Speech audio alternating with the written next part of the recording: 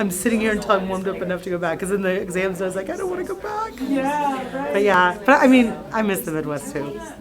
So where were you in the Midwest? Iowa. So went to Iowa State, but we were northeast Iowa, and my mom went to University of Dubuque, and her family is all over by Beaver Dam. They were the Bussey brothers. They used to have a big vegetable packing plant, actually. Have you heard of Bussey brothers? I think they're gone now.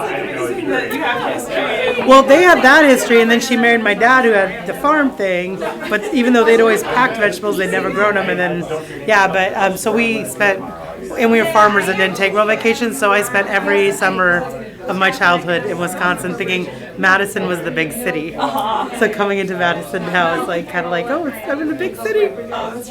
So I actually thought I'd end up here someday, but it just never happened. I meant here. When I went to Davis, and that's my goal. That was my goal at the time, was to get a job at UW-Madison. But you guys didn't hire, and they told me the culture wouldn't fit me at the time. That was 94. You guys weren't getting along so well back then. I came here And Colorado State's been great. I came here in 92. I was at the University of Maine, and I was very happy there. So when I asked around this country, it's a fabulous university, but the department is dysfunctional. There's just a lot of tension. And not at that time, not a lot of respect for extension. And that's something I knew I was probably going to want to do. One person moved with Davis, and suddenly we're one big organization. That is what I heard. It is amazing how three people completely changed the dynamic. I believe it. I mean, this has had an odd I told her about how many personalities. Well, we've thought about that hard in our. You did. We think about this hard with hiring, and so because I was the only woman for so long, I was on every hiring committee, and there's a couple times we passed by what looked like superstars because we said, can you, and a couple we hired and didn't stay because we said collegiality is going to be a thing here, and I think it's the smartest move we ever made. Like, we maybe aren't as high octane as we could be, but like right now, the culture of our department is amazing. Our department head is amazing. There's some buffoons above us, but I said we did exactly what we needed to do, and maybe we forewent a couple of people would have huge citation indices, but we have kind, respectful, smart people. So, You never know. You never know. A good soundbite or. It fixed the whole hallway. in the faculty meeting, put your differences at the door, work together for the department, and the meeting's over, they walk out the door, they go back to meeting. Oh, well, at least they could do that. And I was impressed by that. Imagine the era I was at Davis. That was not happening at Davis. I saw people throw beers at each other. I saw people say hateful. Oh yeah, Alston totally. I won't tell you who, but Alston totally dumped. Actually, it was a whole picture on someone, and I'm like, what is this? I'm like an Iowa farm girl going like, we don't do things like this. We talk behind your back, but we would never do that. Hey, good Just to want to see say you. hi. Thanks for coming. Well, Glad thanks for you're here. inviting me and letting me stay extra to do more than just the forum. More work for nothing. I don't know. It's pretty cheap here. No. Well, you know, at some point in We'll time, get you the an actual honorary. travel and trip feels like the work. Yeah. So it's like, well, as long as I'm there, I might as well do more than I'm one assuming thing. this wasn't hard to put together. What I did is I did a compilation of Yep. Dawn's best hits. But yeah, Yep. I mean, the hemp thing's been harder because that's a totally new space for That's me. what I've been working on now, and that's what But he said I hit the mark of what I should. You did, yeah. Okay. I mean, basically, if all goes well, they might try to have something like that in the state of Wisconsin. When you guys have your final report, we're going to use that, and we're going to send it around to legislators here. So if you guys interested in this, The controversial thing I didn't share, Yeah. because we're as a state writing a rebuttal to the feds. Yep. I know a lot of states are. Yeah, but ours is like 32 pages because we have the right to. I decided I'd keep that to answer questions with and tell people to keep their eye on, but not put it up on somewhere I could be cited. Yep. Okay. Yep. You don't I'll have to make tell it them interesting. You don't have to tell them everything you know. Just what. It's probably best at this point. Oh, you filled up the whole room. Look at you. Yeah, we should. You're like a magnet. That's my water, right? broadcasting it, that's your water. They actually had a water here for me, and I made you buy me a water. Well, Jean Paul's even coming. I'm not sure. Are you president-elect? Vice president? What's your Are you doing a reality? What? Bring them out. I didn't realize you had moved here. I guess maybe you had told me. You were at the mentoring workshop last year, weren't you? Did you tell me you were moving? I was gonna say, I didn't remember you telling me this, but congratulations. Or no, it had happened, but I was. You weren't telling I wasn't people. trying. I wasn't trying to like shout it from the rooftops. Well, congrats. This is a great department. It's a little bit after the starting time, so if you could grab a seat. Luckily, I talk fast. I want to thank you for coming. Dawn Thilmany is a colleague at Colorado State University, and she is the president-elect of the the Agriculture and Applied Economics Association. I am impressed you remember. So, Madam President. When we were Madam young, it President used to be elect. called something different, so we've had to get used to it. Yeah. Dawn and I have been working for a number of years now on kind of the economics of local foods. And I had the opportunity to work with her, a team she put together, to come up with a USDA publication on the toolkit for the economics of local food systems. And the reason this was put together is USDA puts a lot of money into local foods and grant opportunities, things like that. And what the USDA was very concerned about is that people were basically saying that local foods is the savior of rural America and over some of it.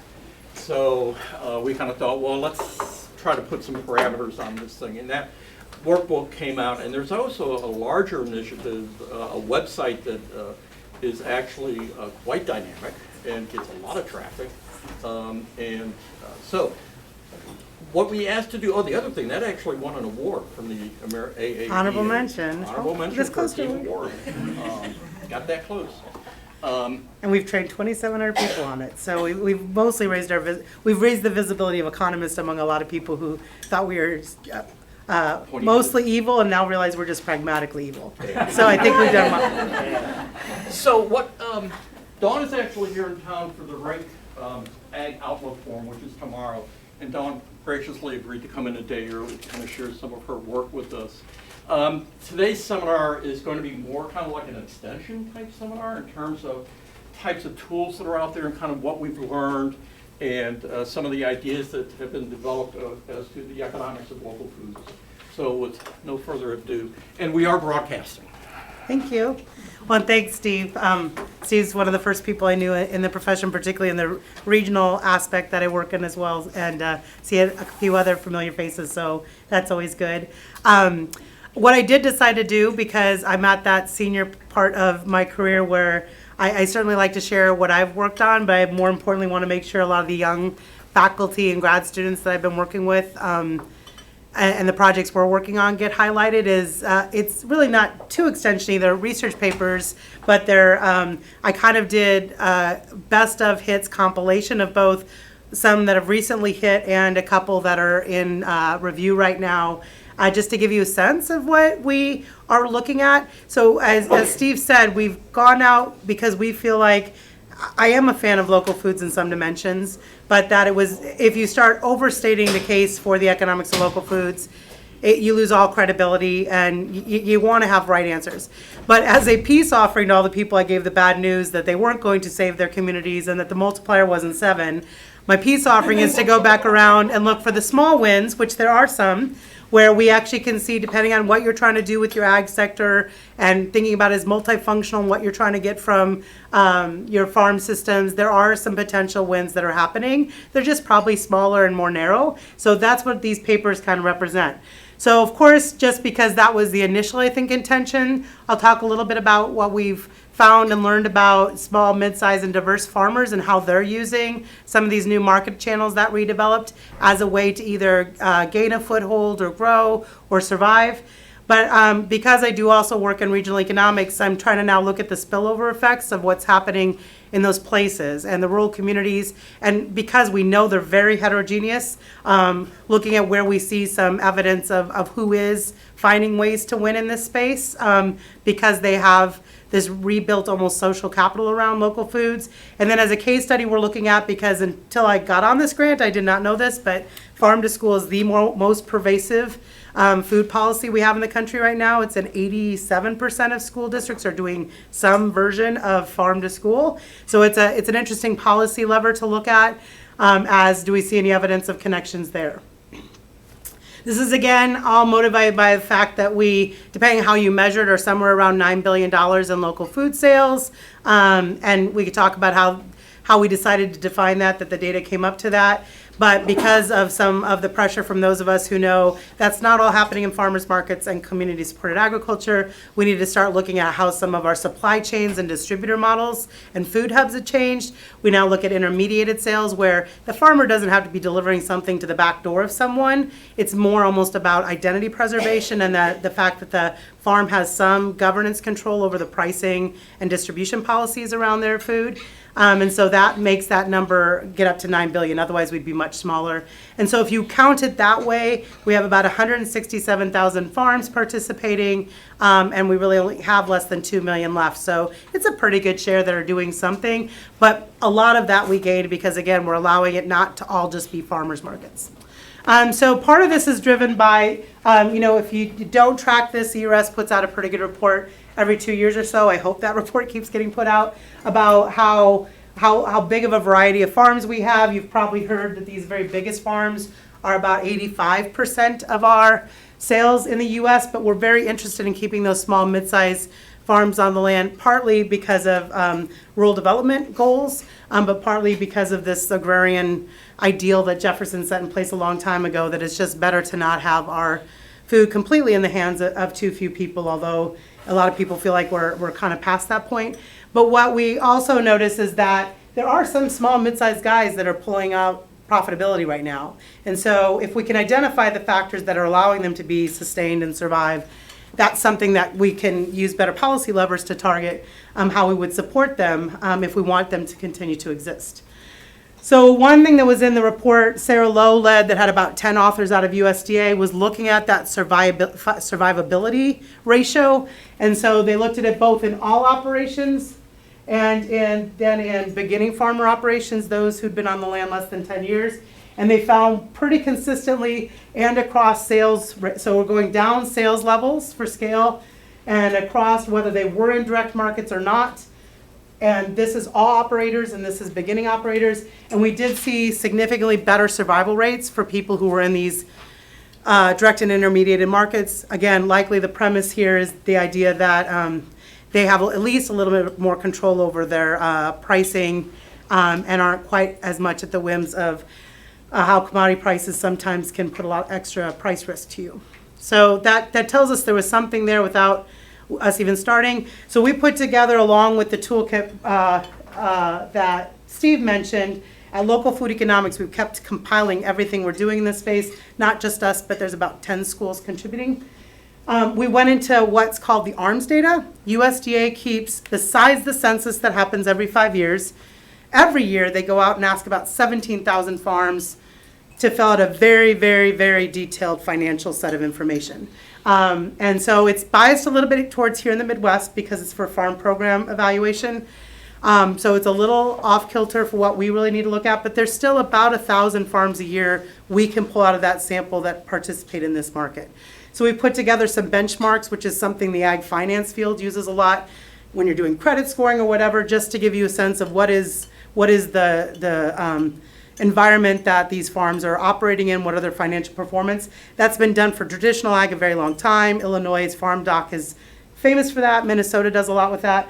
We were kind of trying to be the first team to do that for the particular people working in this market channel. Again, because the lenders actually wanted that, because when they go to ask for loans, they don't ask for land loans, they ask for operating capital loans and the things you would need to actually run distribution business, not a food production business. So those are there to look at if you want to, but they're a little extension-y, so I won't go into those too much today. They do complement what I'll talk about later. The other dimension that's happening out there is the growth of food policy councils. This is how much they've grown in Canada and the US since 2000, including we have one in our own state. If you look at their mission statements, what they seem to expect they will get as policy outcomes revolve around economic development, which is what we should really be talking about, food access, environmental sustainability, and public health. So again, we're trying to do with this new community of practice is definitely take on the economic development questions. Are we doing anything in that space? But where it's appropriate in those other three spaces, add the economic story as well. And so I'm mostly going to talk about that first one, but just for you to know that this is something that has become very active, particularly at the state and municipality level, underneath that federal support that Steve was talking about. So the motivation for these papers that we'll go over then is this rising popularity of regional and place-based foods, and but that it's happening in this time where we also have this increased demand for convenience, and sometimes those don't go very hand in hand. And that's why, but it's why we think we have to start looking at the food manufacturing sector and the food away from home sectors. So we are going to look a little bit at what's happening in food manufacturing as a further down the supply chain potential spillover from what's happening in local foods. And then look at implications for ongoing policy initiatives. And again, the one I'll focus mostly on today is farm to school, but we've also done a little bit of work with Double Up Food Bucks and cottage food industries as well. So part of this is driven by the fact that food manufacturing is still a pretty big deal for rural America. In addition to that rural development story we talked about small and mid-sized farms being important to rural America, food manufacturing has been a keystone industry for rural America for a long time as well. I won't read everything I have written there. You can read that. But you can see by the darkness of states that the share of food manufacturing among all manufacturing, of course, you know, the current administration feels manufacturing isn't a base industry they want to bring back and revive. It's pretty significant in a lot of states. We're kind of a mid-tier state, both your state and our home state, Colorado, are kind of mid-tier states where it's a driver, but it's not overly significant. The reason you see that in Alaska is the fisheries do fit in there for any light processing they do of the fisheries. But it's a pretty big driver. Farm Bureau actually put this schematic out, so that tells you it has a lot of ag support behind it. The idea is that generally those raw inputs have to be bought from somewhere. It's amazing to find out that there's very little data out there about really how much the linkages are and how much of it is those food manufacturers locating near where the supply is versus where they sense demand. So we'll talk about that a little bit. So about 16% of all U.S. manufacturing shipments are out of food and beverage manufacturing, and it's employing a fairly high percentage of workers. So when any state wants to make its economic impact look bigger, they always add these jobs and the restaurant jobs, because otherwise we look tiny. And more interestingly, employment in the sector is up. So if you think of a sector that you'd expect is going to mechanization, this is actually a sector that we've actually seen increase in employment, and I'll show you some numbers later. That's not all just the big national brands having a bigger presence. We've actually seen a resurgence or renaissance of small and mid-sized food and beverage manufacturers. So we'll talk about that in a bit. So that leads us to, what are the economics behind that? Why would we start seeing a different structure take place when there really isn't any policies we're seeing that are encouraging that? Well, so based on one of the first articles I'll go over here in our discussion today, you know, Bresnahan and Reiss had an article long ago, it's a seminal piece now, about if you don't know what exactly the economics are underneath firms' cost of production, sometimes you can kind of indirectly infer it by how many firms show up in a place. If you assume that population thresholds as an indicator of demand are fairly homogeneous and standardized across the firms that are in there.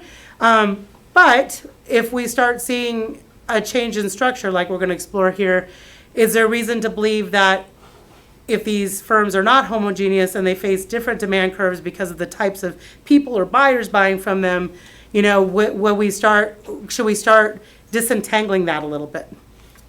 So one of the more recent articles I saw that looked at this turned this into an entry threshold ratio, where the idea is that if you have an entry threshold ratio close to 1, so as someone enters, you see that you don't see someone have to necessarily not survive. So this gets to survivability. That means they weren't putting more competitive pressure. They saw a new set of demand that was either unmet or created new demand because the offering that they had was a new offering that, so it could be unmet in two ways. Unmet in the fact that there was more population that wasn't getting what they needed to and had a market congestion problem, or there was unmet demand in that no one saw the product they wanted, so once it was created, they started buying more. And what they actually found in this paper is mostly that this market entry leads to significant market expansion. It is that other version of unmet need that actually there are people wanting to spend more food and beverage dollars, but weren't seeing the products there. that they had hoped to buy. And so one way they measured that is how much markups had to go down. If you're feeling competitive pressure, what you'll see is you'll start seeing markups go down. They had the kind of data which we didn't that allowed them to look at that. And particularly for bakeries, which we're going to return to because that's the fastest growing segment in the U.S. economy in food manufacturing. The second entrant didn't create any competition that was measurable at all. So that's pretty interesting if you think about this, because a lot of people have put out there that local foods is a zero-sum game. Well, in fact, it's maybe not a zero-sum game. It's a meeting some unmet needs where, you know, we brag about as a country wanting to have our food purchases down to 9-10% of our total income. Well, there may be people who, because of what it means to their culture or their entertainment value, whatever, actually want to start spending more because it's a quality of life dimension for them. I know that's a big stretch. We'll see if we get there. So what we first looked at, and Becky Cleary, who's one of your grads from a ways back, and now is on our faculty, started this work at Penn State, and when she joined us, we reworked it a little bit, looked at this with Food Hubs. Food Hubs is another program the USDA is supporting. What differentiates a food hub from a mainline traditional merchant wholesaler for fruits and vegetables is their governance model, and again, some pricing power afforded to the producers who distribute and aggregate through it. There was a pretty complete listing, so we did a locational analysis where we looked at counties throughout the U.S. and try to differentiate where we saw traditional merchant wholesalers versus food hubs, these specialized ones, and for two purposes. And again, what I'm doing is going over a lot of articles quickly, but I can get you copies of any of these that you're interested in, is we saw those traditional merchant wholesalers that covered the whole market. They were the more traditional version of, we have 100,000 SKUs, we can carry everything you could possibly want, including bananas and avocados, versus the food hubs which had that localized dimension of at bare minimum governance.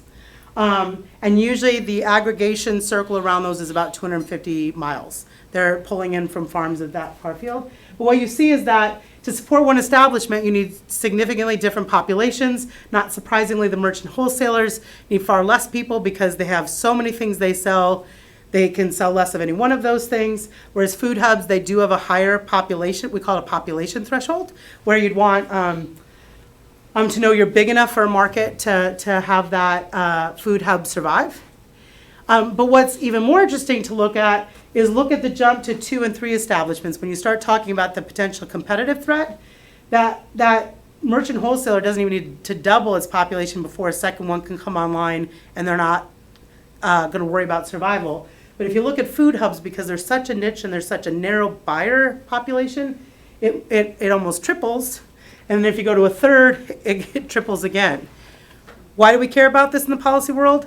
Because the USDA keeps throwing money out the door trying to create new food hubs. And we had food hubs starting to come to us saying, like, they're cannibalizing us.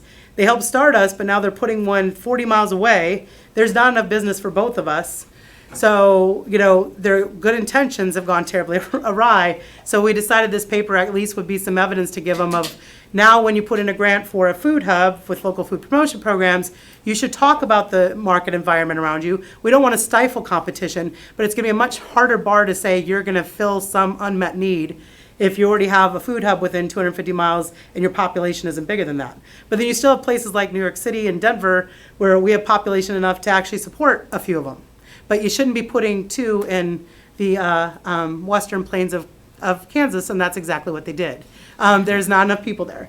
So the other thing we did, though, is that not all counties are created equal. We could also, because we had data for this, look at what things would make that threshold bigger or smaller. So maybe an area could support it more because there was something unique about that. Well, if there was some active communities, either in the mobile food business is another place we see a lot of dynamics right now. Food trucks, this is basically talking about, or community food service, or higher social capital, that threshold could go down. You could actually justify maybe at 150,000 that place could support 2 food hubs. So this is one place where we did our first work of looking at kind of a policy dimension here, kind of this idea of like, what is the carrying capacity for local foods in places? So again, I can get you that article if you want. So this whole thing is motivated by this idea of this creative class concept Florida put out there about, part of it is about creating jobs, but part of it is understanding what the nature of jobs is going to change to be. And so they've kind of mapped out their best estimate of workers by decade about where they fit in this. And you'll notice agriculture is always going to be flat, but we have this creative class that's popping up, which I'm like, well, why is Dawn bringing that up when we talk about food? Well, anyone who's been to Colorado will know, at bare minimum, the beverage manufacturers in Colorado would say over half the people they're employing now are creative class workers. They're not food manufacturer workers. They're not blue collar at all. I would say that's happening in food manufacturing. Again, if you guys have it here in Madison with the cheese industry, Boulder has become that with the natural food industry, where you have people starting businesses, coming to my workshops, and 2 years later I hear they got bought out. So Justin Nutbutters, who got bought out by Hormel for $1 billion, was at one of my food workshops 3 years before he got bought out for $1 billion. And I remember telling him when he showed me his product, that's clever, I think that'll do well. And so I was very glad that I was in fact right, and he got some venture capitalists behind him, and so it's really grown into like, it's really a half creative class industry because we brought some culinary arts back into some of the food and beverage people. Of course, now we're seeing that shakeout happen, particularly with microbreweries, about what big food manufacturers seem to have done is given up on doing their own R&D. They're waiting for other small, clever people to do that and then to go and acquire them. We're really fortunate in the fact some of them that have gotten acquired have decided to keep their operations in Colorado so that some of that economic impact can still happen in Colorado. But who knows what's happening there. But there is some evidence to believe that creative class is going to have an effect, and that might be part of why we're seeing this change dynamic in the food systems. So a schematic I put together to try to put some thoughts around this is, well, why would we see these break out? And this is still very much me trying to get this right, is that there's two ways a firm can invest. Our traditional model was physical financial capital chasing the economies of scale. And this is work I'm doing with Sarah Lowe and Marcelo Castillo at USDA-RS. And that's what drove our industry a long time, and we'll look at the dynamics of what that led to in terms of that same thing we saw in ag. 80% of the food was coming out of 5% of the firms.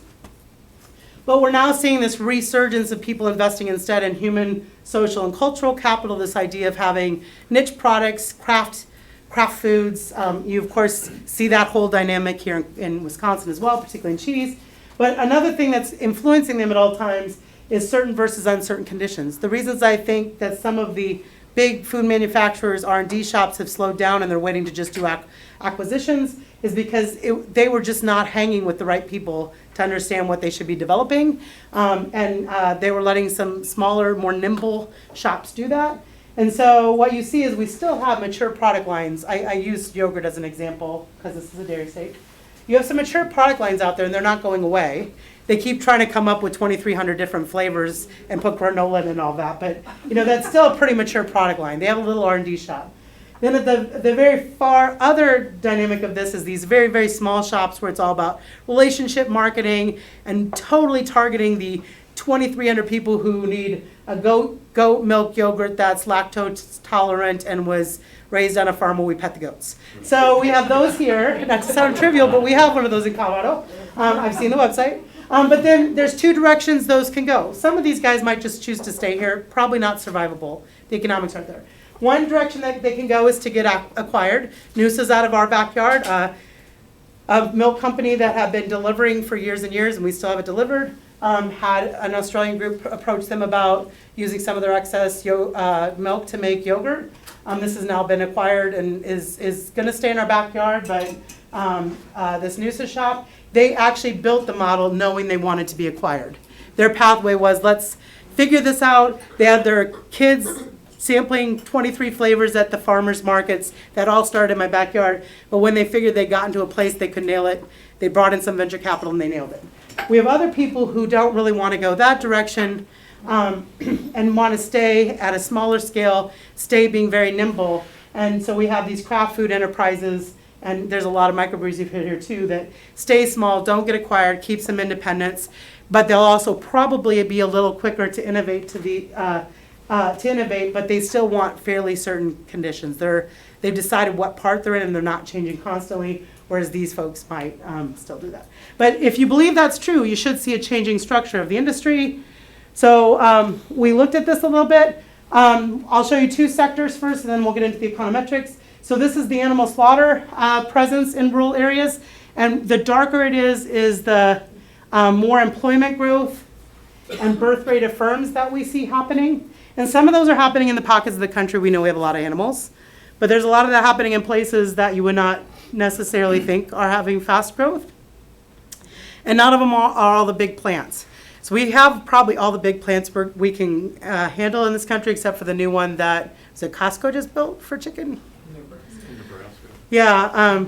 And wait, and I just heard, I guess, someone else vertically integrated this month. Walmart, right? So those two wouldn't be on here yet because of the data. But generally, we're not seeing big plants being put up. We're seeing plants that are handling small, mid-scale producers.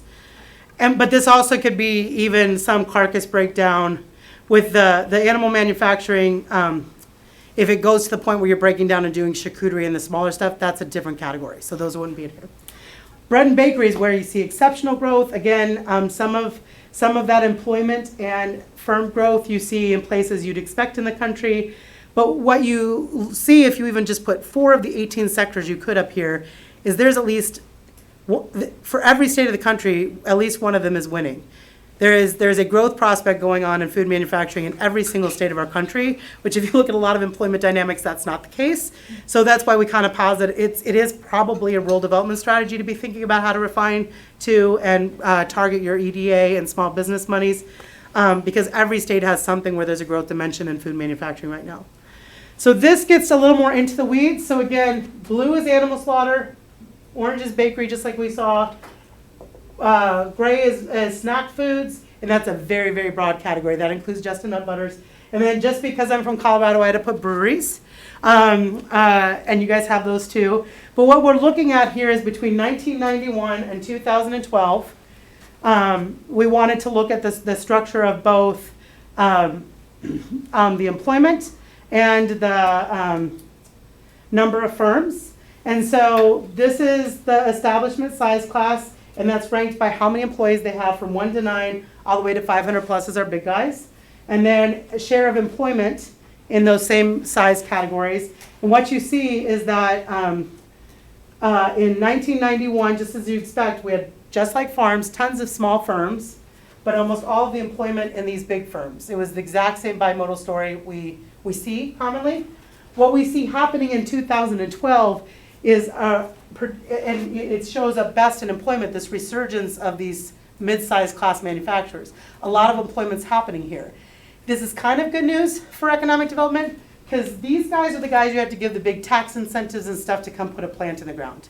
These guys don't ask that. These tend to be homegrown guys. These are people that if you spur them a little bit and catalyze something that's already going well, they'll do well, but they're not the ones you're offering these huge tax incentives to come plant. We just got a Smucker's plant and we gave them huge tax incentives. At the same time, we have a bunch of homegrown firms doing this.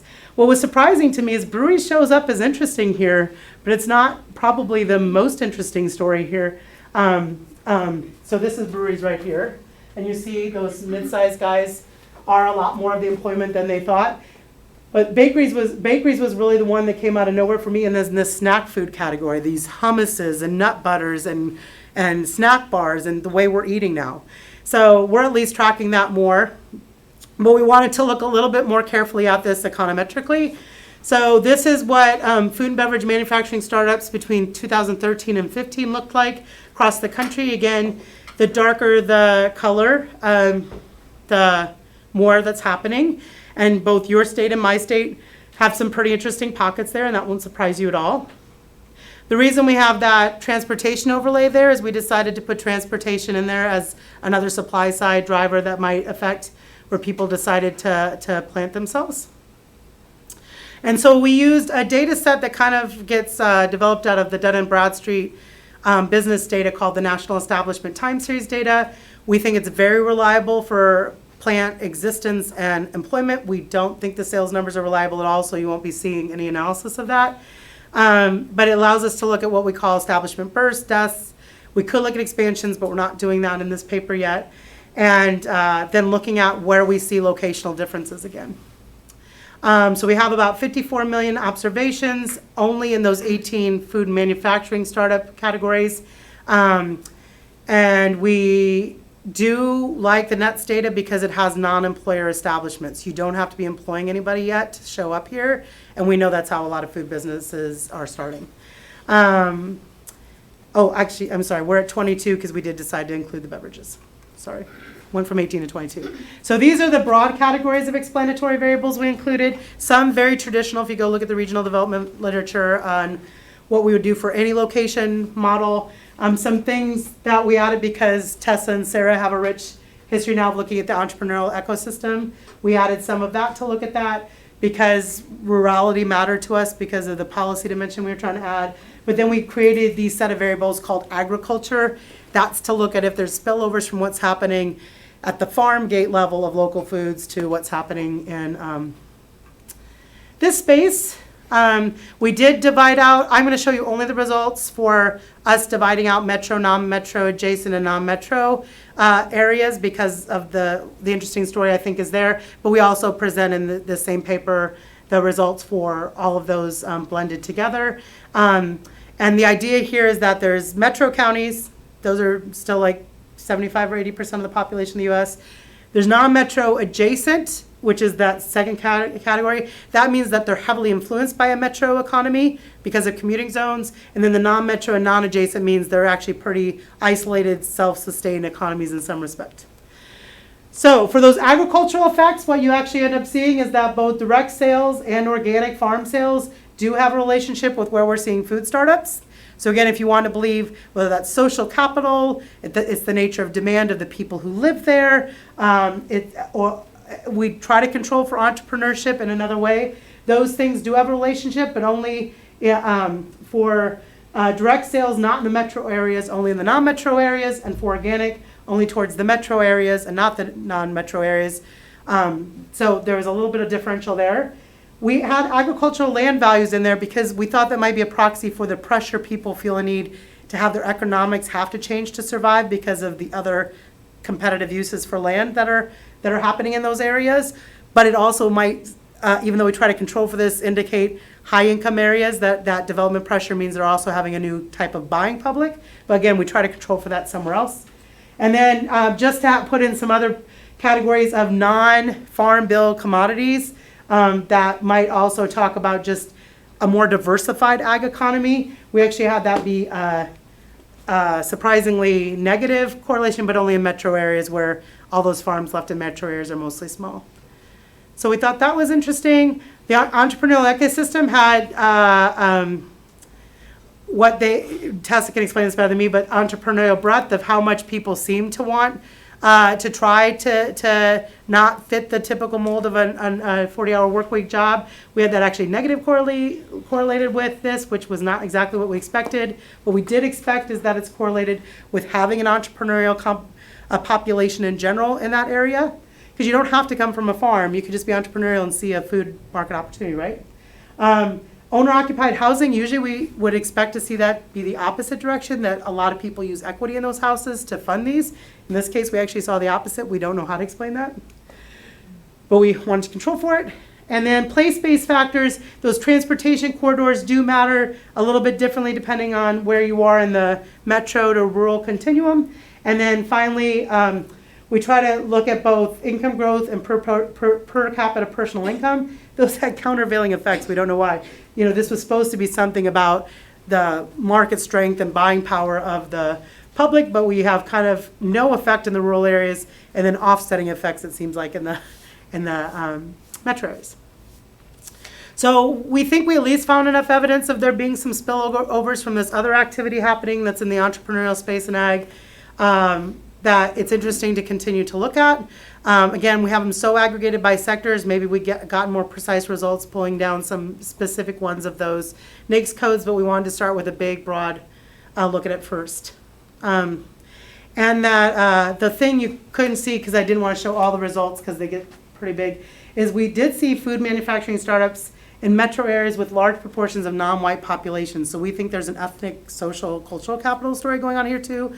That also could be that push-pull dimension from entrepreneurship if they're having less opportunities, so they're kind of pushed into this market. But that's definitely worth looking at too, because there's whole other sets of policies where that's something we're really concerned about as a country, obviously.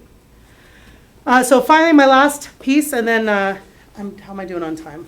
Doing fine. Okay, is the most recent work we've been doing. We got a farm to school grant because Farm to School came to us and said, tell everybody how fabulous we are. And we said, well, we will try. But first of all, a couple of your stories, which is kids win, we don't do public health particularly well. We can help a little bit, but for the economics part, we'll do our best. But we also will not lie. So we started with that conversation. They wanted to give us about $50,000 to do this for a countrywide study.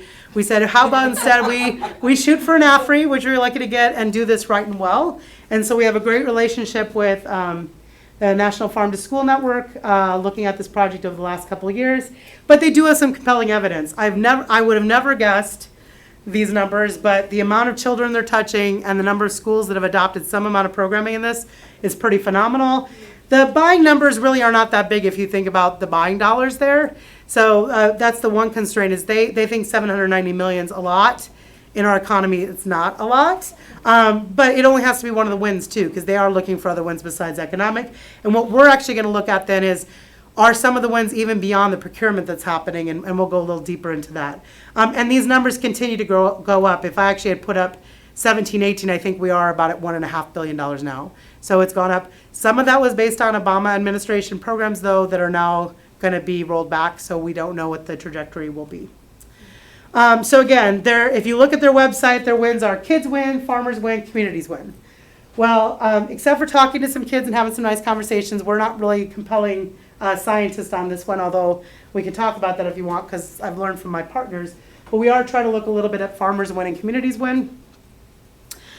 So because I have some clever colleagues and they've pointed us to some information, we did do, others on my team did a meta-analysis of farm to school activities, and there does seem to be pretty consistent evidence that farm to school programming at least bare minimum raises knowledge, also seems to get people to try fruit and vegetables more. It's inconclusive on whether you have long-term fruit and vegetable consumption upticks, although Alessandro Bonanno, a very clever colleague of mine, had a paper he just presented, and it does look like we're getting about a 1 serving per week increase, particularly on kids in free and reduced, that's one of the populations you'd want to target. And 1 serving a week is pretty darn good, and that's persistent. I think it's 3 years after treatment, they're calling it. So there's some evidence kids are winning. More importantly for us, even on the economic side, is we have to believe there is, again, some market changing aspect to this. So we're going to look at farm to school programming through that same lens of that ARMS data I talked about before, but try to look at who's the winners. And of course, if you wanted to narrowly look at this, you would think immediately, well, we'll just pull out that sample again who's doing local sales and saying they're selling directly to farms, or from farm to school. We decided to keep the whole population of farms in, knowing that even if there was this PR effect or this just general goodwill towards farm effect from kids and their families understanding what's going on in agriculture around theirs, that everybody could win. So we kept that dimension in here, and you'll see it's probably important we did, because actually it looks like most of the wins might be happening by farmers who aren't procuring to schools but are getting the other effects. So what we did is we started out with a baseline financial performance model, just like Ashok Mishra would do about any farm out there. And then we kept adding dimensionality to it to reflect how these farm to school place-based factors may be affecting that farm performance. And the key line note that we'll then now dig into is that we do see it does have a positive influence both on operating profit margins and return on assets, 2 different ways we can look at financial performance. But it matters a lot depending on how that farm is performing now and what scale they're at. So a method we use that's new to me, at least, Alessandro's taught me over the last couple of years, is quantile analysis, where before we did any analysis, because we had so many farms to work with, we broke them into quantiles of people who are already performing at certain financial levels, and then let the effects be unique and heterogeneous to those groups. So that it's a more nuanced story. It's not every farm might be being affected similarly. Who are we really affecting, and what's the drivers behind that? This is really complicated, so I'm going to flip through it quick. But I have made a table to help a little bit.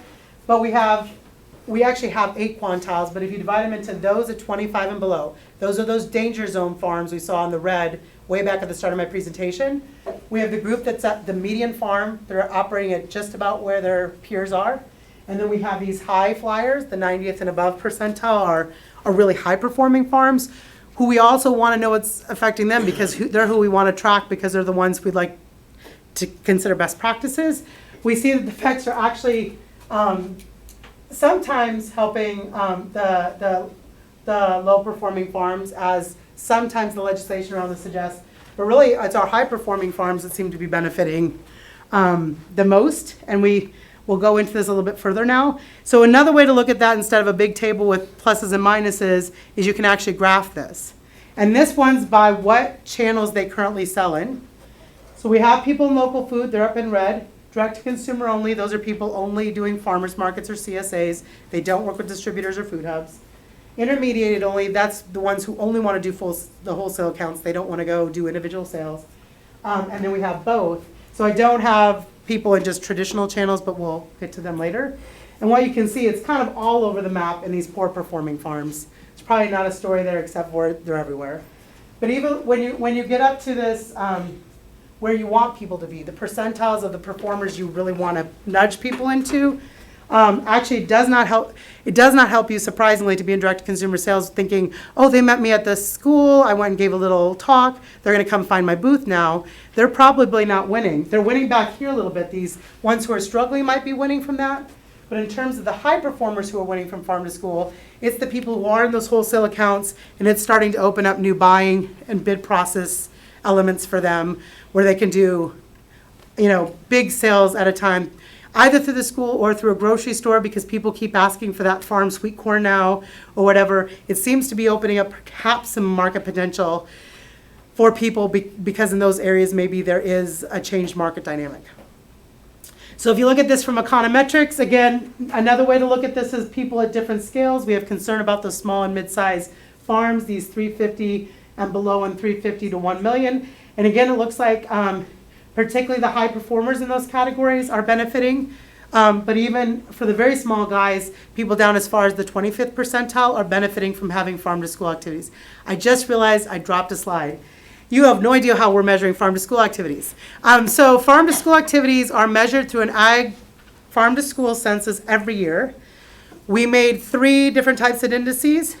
We made an indice that was about how many activities across 14 categories they were doing at all. We made one that was just them procuring food, which would be the most direct impact. And then we made one that was state level, so we could do state effects and do a little bit of controlling for endogeneity. And that's how many state policies they were related to farm to school. And that one we put a time dimension as well, because we figured how long that policy had been in place would have an effect on how it's trickled down to districts handling things differently. So we measured it in 3 different ways for robustness. We have very consistent results, regardless, except for that procurement one, and I'll show you what we found. It isn't inconsistent, they were just weaker and not always significant. So this one, we're using the farm to school activities, the broad set of 14 things the school districts could be doing. We indexed that by state. So we counted up how many your district was doing, and then we gave you a GPA compared to what other districts in your state were doing for your county. So that was a pretty big detail for me to drop. I can't believe you guys didn't call me on that. C's for you. So what you can see is that there may be some support for those smaller skies, even down to the poor performing levels, but most of the gains are happening to farms that are already doing well, but that's great too. We kind of really think part of the story is like, this isn't a program that's necessarily helping the weak and bolstering them up. It's actually really strengthening the markets for a lot of different farmers, we think. The other thing we looked at is, does that farmers market density, which we think is a signal of that local food interest and carrying capacity matter? And what we found is that obviously places where farmers markets are the least dense of all the counties in the US, there's no perceptible effect. Where they're the very strongest in the US, the top quarter, it's helping those poor performing farms. This is a place where farm to school in your area, and you have a lot of farmers markets, you can get interaction with customers. It helps you to have farm to school going on. But then for the average amount of farmers markets, if you're a well-performing farm, it helps you to have farmers markets going on. The one confusing thing we still don't have a story for, we're trying to think of, and you guys can be clever with me, is for places that they're weak but not non-existent farmers market communities, it seems to hurt farms to have farm to school going on. The only thing we can think of is, but this would be more if you had really strong farmers markets. If at least this happens in our state, farms get such good prices out of the farmers markets for those cash sales. When they see a wholesale bin number, which is more realistic, they just shudder. But that then should be showing up, we think, down in the more dense farmers markets. Unless it's here that there's so few markets, and we're trying to get our heads around it, but there's so few market opportunities that they scramble to get all the producers they can, and those producers don't see a need to go after other markets. We don't know the story there, but there's at least an interesting dimension going on. So if you map these, up above again is those farm to school activities, a portfolio of 14 of them. We can see that, and we built confidence intervals, but for the most part, it's a positive effect on ROA, somewhere around 0.8 to 1.2%, which isn't a huge number. But when you're struggling on the bottom line, another percent is not a bad thing. And that it tapers down a little bit across those quantiles of performance and is a little less impactful for the best performing. This is, again, on average. It's all those other factors already blended in. This is our procurement model. So this is not all 14 activities. This is just if farms are selling directly to schools and getting a market that way. It has a much bigger potential effect for the low-performing farms, but it actually is, it is not the only effect because it's less of an aggregate effect than if you have activities going on. So again, our original premise is that was all we were going to measure, is how those procurement activities were resonating economically. We think we made the right decision that we let it affect any farm, whether they were selling to a school or not, because of those broader market effects it could have on raising demand. So our takeaways from this huge swath of stuff I just tried to cover is that we're in the first steps of exploring these linkages between local foods and what's going on in regional economies. But all the pilot work has pointed to being some interesting story there. It's a really rich area to frame some interdisciplinary work. Learned a lot from my colleagues who are also trying to look at the health and food behavior choices here. And again, farm to school is a great case study because it's so pervasive. It's in every state, almost every county. It looks like it's even affecting farms who aren't in the local food space. So if you want to compare and contrast story of who's directly benefiting, but what are the spillover effects, it's got some interesting legs on it. And they have a conference every year that has 800 people come to it. So again, if nothing else, to raise the visibility of our field and being able to help them evaluate and assess their programs realistically, we think it's helpful. So with that, I will answer questions on any of that you guys have questions about, or at least quit talking for a bit. Thank you.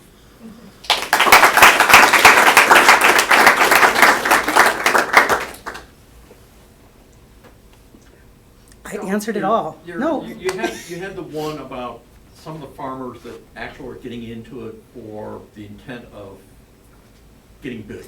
They see this as a way of making money. And they get bought out. You gave the Oh, the example of food companies, not farms. Yeah, the one that got bought out Yeah. for $1 billion. Did you get any money coming back to the university for all the great advice that you provided this billionaire now? You're joking, but we're rebuilding the National Western Center, and our university is pretty serious about putting together, I think you guys already have one, like a institute to help food businesses, for us to at least get some street cred. No. Well, I shouldn't say it so flippantly. I mean, New Belgium has been we now have a fermentation program, which is mostly covering beer, but we do cheese, yogurt, wine. That's all been a win from us being supportive of the breweries before they were a big deal. Like when I moved there in '97, New Belgium had just moved out of their garage, and now they just got sold for A lot of money. 54 billion. So I saw that whole growth trajectory, and we have other ones who are doing good, but not that well. For food companies, no, that's not the case. What we're trying to figure out is, again, with the Office of Economic and Community Development, is how we quit, even if you want to do a hybrid. Okay, we got a Smuckers, that's great. I don't know if you guys know this about Smuckers, but they are building a whole plant in our state for the Uncrustables. They're not making peanut butter there, they're not making jelly there. Those Uncrustables that kids eat, they are now the vegetarian option for the majority of school districts in the country. If you don't want what they're serving, you get an Uncrustable. They had to build an entirely new plant just to cover the volume of Uncrustables they're going through. I mean, it's a good synergy for them because it's filled with peanut butter, and jelly, which is they own Jif and Smuckers. But again, we gave them the usual tax incentives. It was at least structured well. They have to create so many $65,000 jobs for 5 years. But it was the typical thing. Put absolutely zero linkages to any local food purchasing. The first response my bosses gives me is like, we don't produce jelly. And I said, no, but we could. But more importantly, we're a wheat state, and there's something around the Uncrustable. And we have a great wheat breeding program that came up with a wheat that even when it's still left as a whole wheat, it looks white, so kids will eat it. We have that in our back pocket. They did zero linkages to try to put it as a win for our wheat producers. And now they're there, so you go try to give them knock on the door. It's like, well, that's going to be 3.5% more expensive than the wheat we currently buy from Ardent. So, but the numbers were never matched to each other. What a win for wheat producers would have done for a spillover versus $65,000 jobs. So we should be doing things like that. We're just not quite there yet.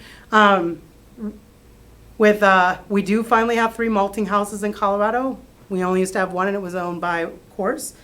So there's occasionally a smart person who thinks about spillovers and what we're not capturing. But we also don't have anything in place to help those producers. If one of those food manufacturers gets approached by San Francisco venture capitalists coming in and saying, we don't have any mechanism to help them negotiate that you can sell out but still ask to keep your operations there, because most of them move to Colorado because they want to live in Colorado. They don't want to live in some part of Kansas where that plant gets put. So we also haven't even put infrastructure of like how you would actually nurture a homegrown business to actually keep the economic stickiness local, even if you get that opportunity. That's what's doing. But as you work with these farmers that are kind of in the local foods market, how many of them really have a desire to get big? The farmers don't. The food manufacturers, about 60% of them do. Okay. They don't want to be doing this their whole life. I was curious about, do you have estimates independently of like local food or farm to school of the cost advantage of that? It seems like there'd be certain ways, and your estimate of the order of magnitude of the impact sounds like it's plausible, like 1%, 2%. Well, so right now, because of the bid process being what it is, you can't, some school districts get a little bucket of money from PTA and whatever. You have to abide by bid process, so you have to be cost effective. What they would really like to happen is for there to be an allowed differential for farm to school that isn't having to be homegrown money supporting that. I would say we didn't find big enough numbers for us to say they could go do that in spades. But at bare minimum, if it's about the extra transaction cost of dealing with 3 more buying sources because it opens a door. The interesting thing that's happening is Cisco is paying attention to this. Cisco's carrying SKUs, at least in our state, they didn't used to, because they now have school districts asking for it in the bid system. So that's what I'm saying. That's why we don't think all these wins are farmers market farmer wins. The big farmers, like our potato industry is actually pretty big in Colorado, are because Cisco's getting asked enough.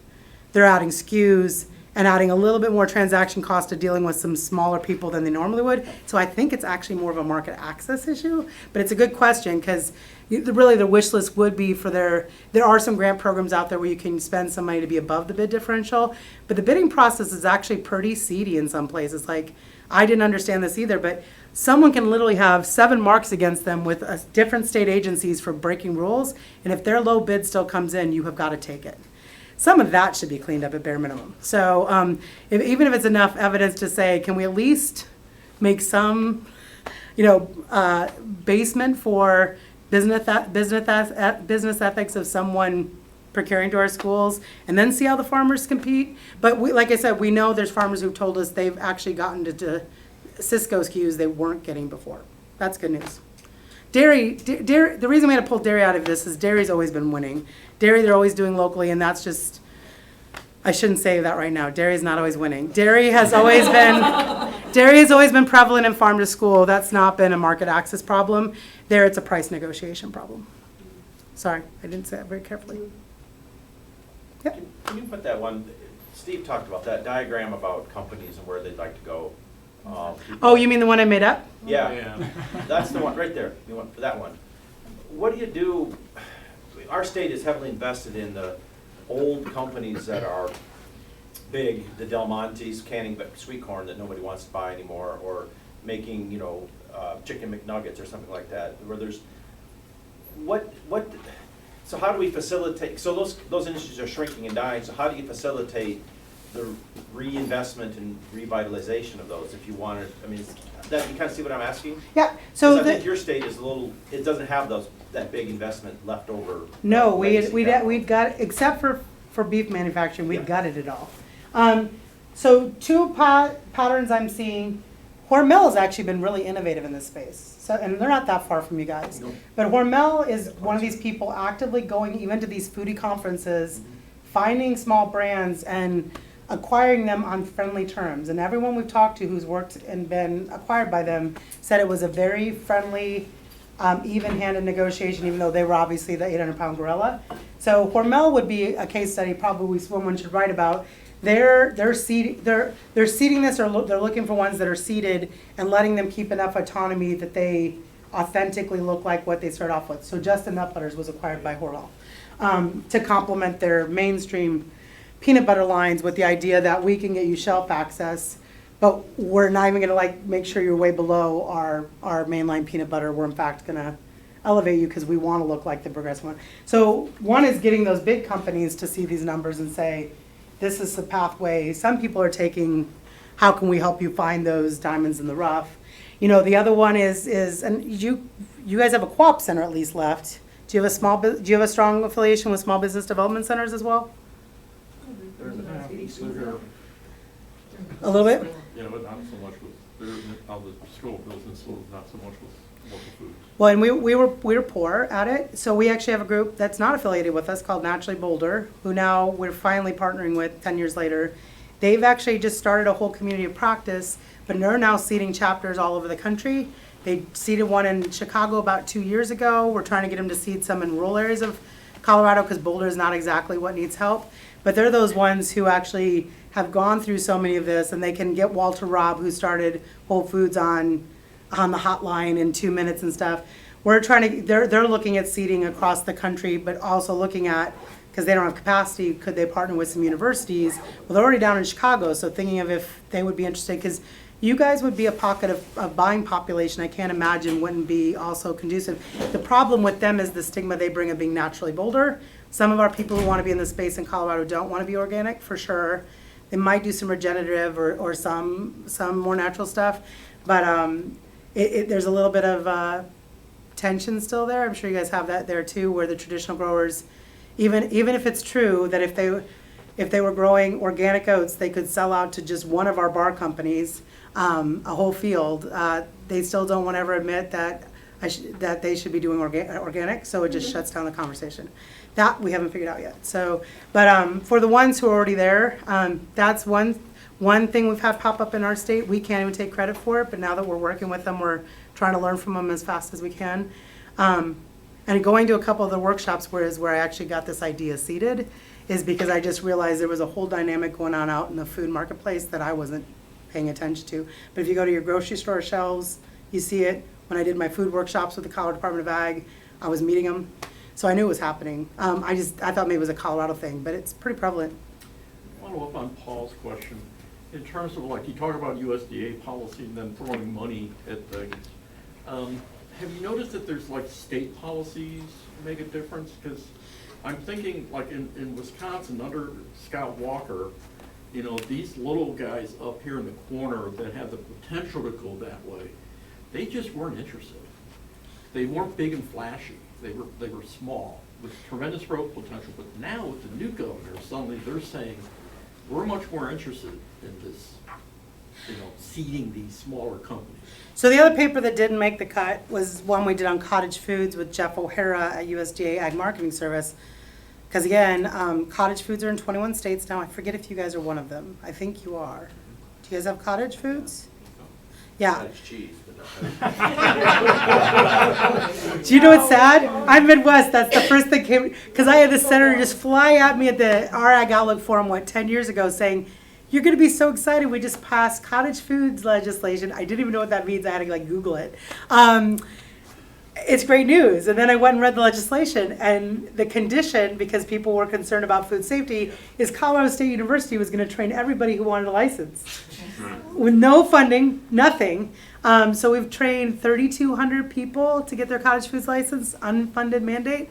So yeah, that was a state policy. But I was like, well, at some point, but I knew some of them had grown because they called me to get their grants to grow and get their own kitchen and stuff. And actually, because when we show them the economics of doing it out of their house, they realize this is not that cost effective, because you can rent a community kitchen for $25 an hour, including utilities. It's just a ridiculous notion.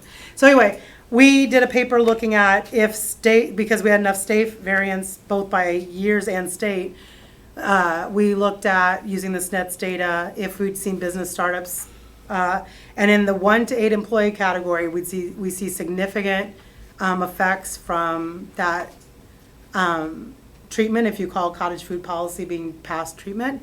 In that 1 to 8 employee category, we see it significantly affect that. So that's a fancy way of saying, like, we do seem to be getting people out of their houses, formulating an LLC that would be registered with NETS and employing between 1 and 8 people. That's an effect we assume they wanted to see. We have seen that significantly happen. And again, similar to a discussion I had way back, we don't see it hurting the big categories. We don't see any shrinking in the big categories to offset that. It feels like it's truly uniquely new growth.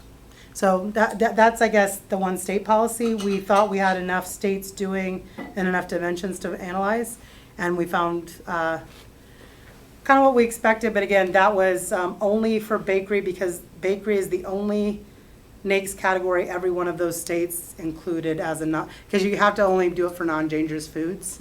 You don't really yet want people making chicken nuggets in their kitchen. And I won't make jokes about the cottage food. Cottage foods people are challenging for me. But I'm glad to see some of them are a win. So I'll be quiet now before I get in trouble. Keep forgetting this is recorded. So there are interesting people in the world. I would say, if nothing else, this has opened up me getting to meet a lot of really interesting people. Yeah.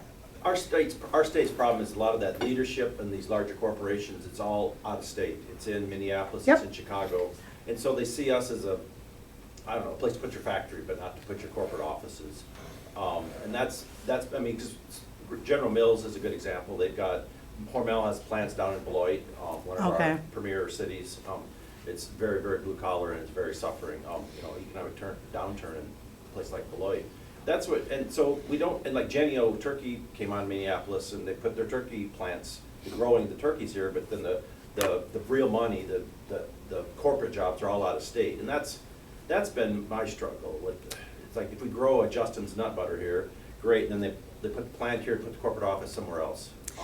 And that's why I can't talk as authentically, because unfortunately I live in a state where those people are trying to find a way to keep it in our state, because they want to live there. I don't, but it just seems to me, at least, either because of we are seeing at least some pushback that people, we tend to be agglomerating towards big cities, but people are looking for less big cities to live in. Seems like Madison should be squarely in the middle of those kind of decisions. But also, I mean, you guys are the cheese people. So, and there's enough cachet around cheese, and you have everything from the super big guys who are popping out string cheese palooza to the little guys who are getting gold medals. It just seems like that would be the sector you would want to try to catalyze as, who else can we get here, because we already have a cheese trail and we already have this going well. It feels like it should almost be a spillover effect from that. What we should be trying, yeah. Well, and see those people that when they're all going to these big fancy food shows. There was just one in San Francisco. Have them do some mentoring program where, like, if you're one of the cheese people, they are connected already. Is there another food business you could have them be a mentor to, that they take to the fancy food show and introduce around to all the buyers who are already buying from them for Dean and DeLuca and Whole Foods Market and so forth. So that's the only thing I can think of, is at least you have one industry that everybody, first thing they think about is, you in California are the only ones. We have 3 cheeses that get medals. You guys probably get 100 or something like that. It feels like that would be the industry you'd want to do spillovers with. If I was going to start. The problem, though, is that a lot of these, you go back to the creative class argument, a lot of these folks view themselves as artists, and they don't want to get big. They want to stay making the product. And if they hit a certain size, they're no longer making the product, they're running the business. And they don't want to make that transition. Some of them, but you don't need, I mean, as that graphic shows, you don't need most of them. You actually don't want most of them. Most of them aren't business savvy enough to. You get 10% of them. It's just how do you do the identification of the 10%? That's why I thought the mentor program, you give them 3 to mentor. Those savvy business people will tell you which of these people has a chance of making it. That's kind of what Naturally Boulder's doing. They're, and then you're never really rejected. You're just never escalated, is kind of how they put it. That's what I've seen. And again, we didn't figure this out. I'm watching other clever people who figured it out. Now I'm along for the ride trying to figure out how CSU supports that. But it's not trivial. And that is the problem, is there is lots of weeds to sort through, because some of these people just don't even have the business savvy to do what you need to do to ramp up. But you only have, it doesn't take a handful of them. And let some of them stay small. I mean, I think we're actually all fine with there still being some small people who are never going to want to sell to more than their area. We just can't call that the economic development story. But as long as we find the 10% that could be the economic development story, it's enough of a win, I think, to motivate it. Yeah. I'm wondering, and sorry if you were within some. I should have done this with Wisconsin cheeses. I just realized I just don't know them. To what extent can we look at the supply chain, like a cluster of the supply chain, as far as like, because some of the bottleneck that I experienced in Wisconsin with whether it be cheese or fresh vegetables or whatever, is that distribution infrastructure and aggregation infrastructure, and that increasingly, as we're encouraging people to at least scale up so that they can get into some of these channels, they're just getting crushed because those entities are increasingly larger and consolidated. So you think about, we have a grocery chain here in Wisconsin that was Roundy's. It was 160 stores, but they got bought by Kroger, and then they're just like crushing all the people down the supply chain. So how do we? We understand. Lucky, they just, I don't know if you guys are paying attention. Lucky's was our version of that. Kroger's bought them, pulled money out. We're losing 80% of their stores, and they started in Boulder. So that just happened this month in our state. So I totally get that. This is where the business savvy comes in, and that food hub versus mainstream wholesaler, and of course those stores now are self-distribution models. So there is not a magic solution. But how would we measure? Like, I sort of feel like, can we measure the friendliness of the supply chain? Sort of, because that has value. Well, I mean, part of this is lacking data. I mean, so, you do the best with the data that's out there, but you're almost talking like a social network analysis of where nodes have gotten strong. And, because someone that does have Walter Robb on speed dial who opened Whole Foods, he can get something on a shelf that stood no chance if Walter Robb didn't call. I don't know where to find that data. And food companies are infamous for not returning surveys. So we don't even try to survey them. But, I mean, it would, you almost wonder, because I've been to enough of these conferences now, you almost would put a grad student there actually literally trying to, like, shadow people and like, or because panelists are sitting there dropping names of who got them their first call and stuff. There's probably some that are due there. It's not my toolbox to figure out how you frame that analysis, but I agree with you. There's something going on there because I see it and I feel it and I sense it and it gives me the color commentary for my stories, but I don't know that an economist toolbox, except for social network analysis maybe, but it's all proprietary. I mean, it's all, unless you actually hacked people's emails, which I guess is okay now. So, I don't know. But keep thinking about it, and if you want to try to figure out how to partner, how to do it, I'll brainstorm with you. We have been looking at trying to do social network analysis, and what a can of worms. It is not something you take on lightly. We were thinking of doing it with the hops growers, which is what, maybe 24 farms, maybe 36 farms. 52. Just doing something on that scale is not a minor undertaking. So we know how to do it. We do. But we look at it and then we go, oh shit, I'm gonna work on this. The data's not good. It's really intense. To that point, I've been looking at a lot of the European research, and they've been doing a lot on what they're calling horizontal collaboration and logistics. And I think that's what's missing. If we've got vertically integrated supply chains and they're just concentrating like crazy on us, what is the alternative and how do we support independent businesses to make those to develop those relationships and have access to market. Yeah, well, and the problem is, for all the reversal we've seen in manufacturing, we're not seeing that in retailing. Amazon, in theory, Amazon is coming to these same conferences and saying, we're easier to get into than Kroger's or Walmart or Costco was. But then you have workshops at those same conferences saying what to beware of if you start working with Amazon. So Amazon posits that they're part of the solution that is going to even and flatten the playing field, because if you want to run your own shop and you get approved from them as a vendor, you're in. But their conditions are, some of the people say you would need literally a consultant to actually hand walk you through negotiating that and navigating that. I believe them. So we're in changing times, but in retail, I don't see us flattening.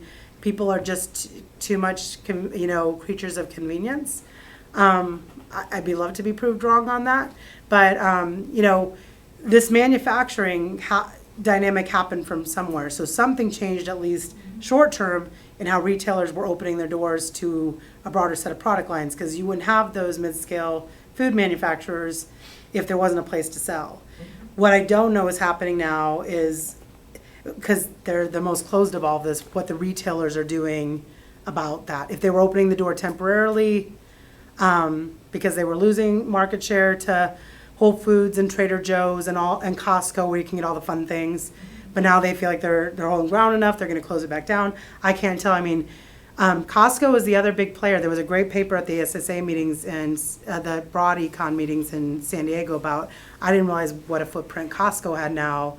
And again, they do these really weird procurement models too of, they only have 802 things, but then you're guaranteed the 802 things are the base 802 things. I've had 2 companies do very well by negotiations with Costco, and I had one company entirely shut down because that Costco thing did not work for them. So that's another one you have to navigate. And again, we at least are not doing any technical assistance to know how to help people navigate that stuff. But the one thing that Wisconsin does have is a rich tradition of cooperatives. Yeah, So way better than us. There are, Organic Valley is a cooperative by nature. We're fifth season cooperative. So there is that That's true. tradition there to kind of do that. When Organic Valley started, a lot of us in this building kind of said, that's not going to go anywhere. Were we wrong? We're glad for them because we stole them. The people that started that were business savvy. Yep. Sorry, I'm going down too many rabbit trails, but if any of you saw stuff in these, since I couldn't go into details, and you want copies of any of these papers, I was going to put my email back up. Email me. And again, I want to be good to say a ton of this credit goes to all these co-authors because we work on teams at CSU. So even when I hatch a harebrained idea, other people usually have to help me put some form and function to it. So I've been really lucky to have lots of people.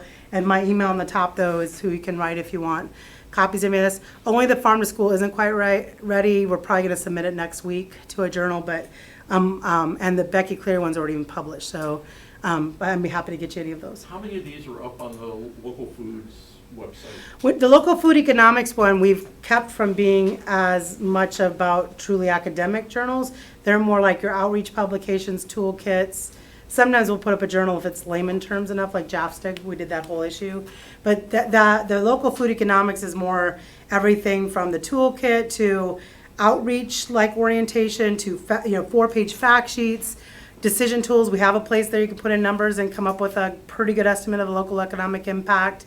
And then a lot of the teams like the Farmers Market Coalition and Farm to School even put up evaluation and assessment surveys. So if you want to try to do this with your school district or your farmers market, they have the tools already built, so we're doing it in a standardized way.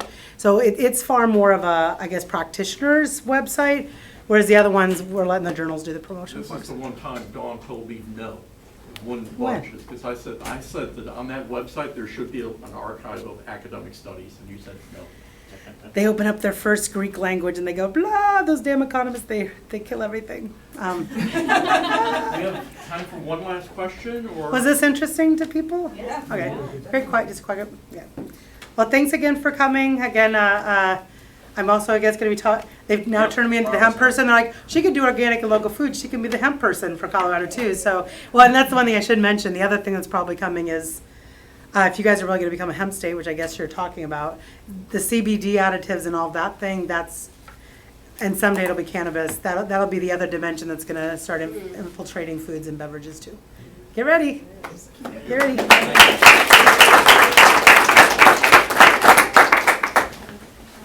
Was that about what you wanted, Dr. Della? I keep busy.